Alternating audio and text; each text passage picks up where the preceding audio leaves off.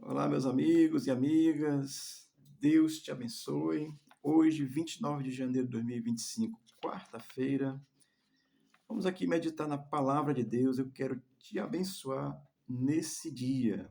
Abre o teu coração para Deus, deixa Ele te abençoar. Amém? O nosso texto hoje é Isaías capítulo 5, versículos 11 e 12. Diz assim a santa e gloriosa palavra de Deus.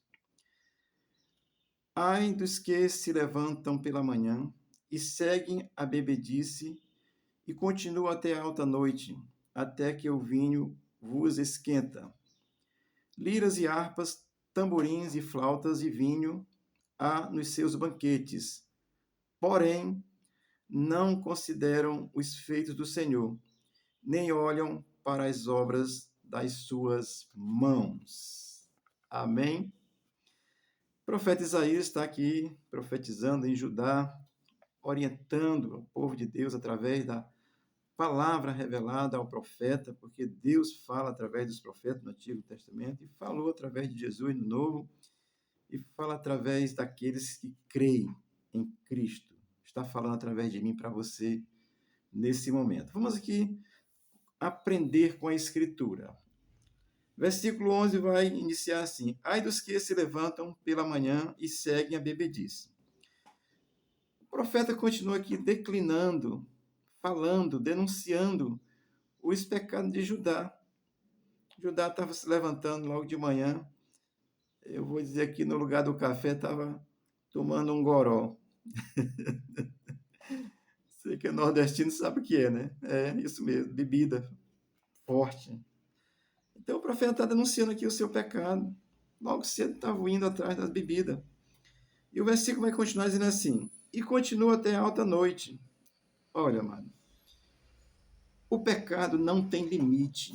É isso que o profeta está dizendo. Vocês estão sem limite, vocês perderam a noção. Vocês perderam o senso da moralidade. Vocês estão começando de manhã cedo e estão indo até alta noite. Perderam o senso da moralidade. É isso que o profeta está dizendo. Vocês não têm limite, não. Abandonaram o Criador que criou vocês, o Deus, e estão indo para outras situações que é só o prazer pessoal. Esqueceu-se de Deus, é isso que o profeta está denunciando. Olha, amado, eu te digo isso com muita propriedade e autoridade. A bebida esvazia o ser humano de Deus. Porque você perde a noção. Você só quer aquele negócio mesmo. Amém? Então é isso que o profeta está denunciando de Judá. Judá se esqueceu de Deus. E o versículo 11 vai terminar dizendo assim: Até que o vinho vos esquenta. Olha, o profeta aqui está denunciando que quanto mais bebida para quem está bebendo, a pessoa melhor acha. Esquentar aqui eu vou substituir por bêbado. Quanto mais bêbado o cara fica, ele quer beber mais. Ele fica rico, ele fica bonito, ele fica o cara de pau. Então, amado, o que o profeta está denunciando? Olha Israel, olha Judá, vocês, o povo escolhido de Deus, e vocês estão aí, começa cedo e entra pela noite, e aí, quanto mais quente vocês estão, ou seja, quanto mais bêbado vocês estão aqui, vocês estão achando bom.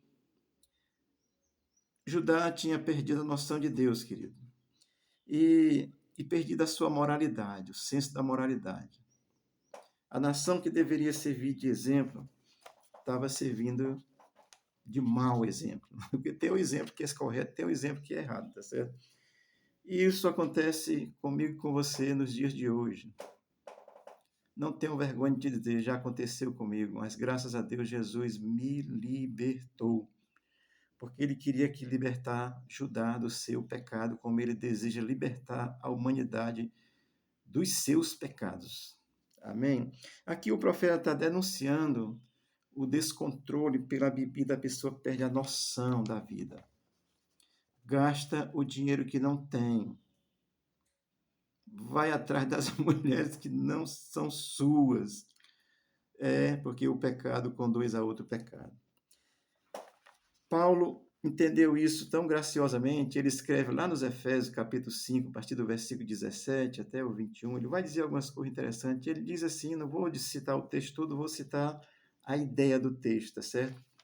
Ele vai dizer que não vos embriagueis com vinhos, em que há dissolução, em que há contenda. E ele diz que enchei-vos antes, porém, do Espírito de Deus, onde há adoração, louvor, alegria na alma e tal. Ele vai dizer isso. A alegria que o vinho te dá, meu querido, é falsa. A que Deus te dá é permanente, a presença do Espírito de Deus em tua vida. Isso é gracioso, tá certo? É isso que está acontecendo com Judá. Se esqueceu de Deus. A alegria de Judá agora é meter a cara na cana. Eu tô trazendo por linguajar nordestino, tá certo? Se escandalize não, tá bom? E aí o versículo 12 vai dizer assim: liras e harpas, tamborins e flautas e vinho há nos vossos banquetes.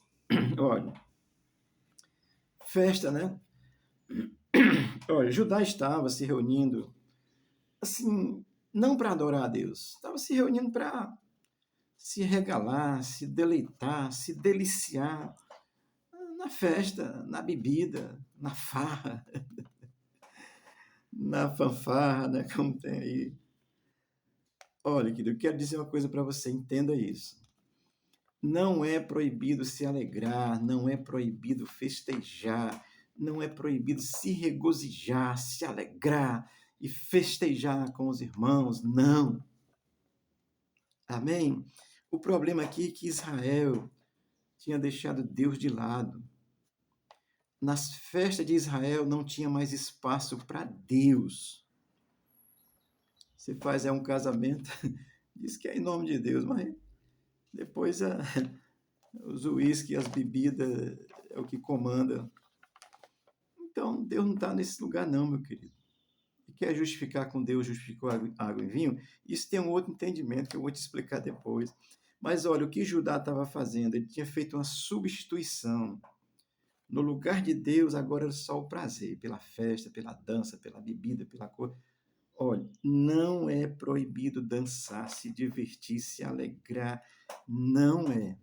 O problema é substituir Deus pelo vinho, a bebida. O vinho em si, mas assim, a bebida tomou o lugar de Deus, a droga tomou o lugar de Deus. Olha, isso é uma substituição ruim que você está fazendo, se você estiver fazendo isso, tá certo? Judá estava fazendo isso. Amém?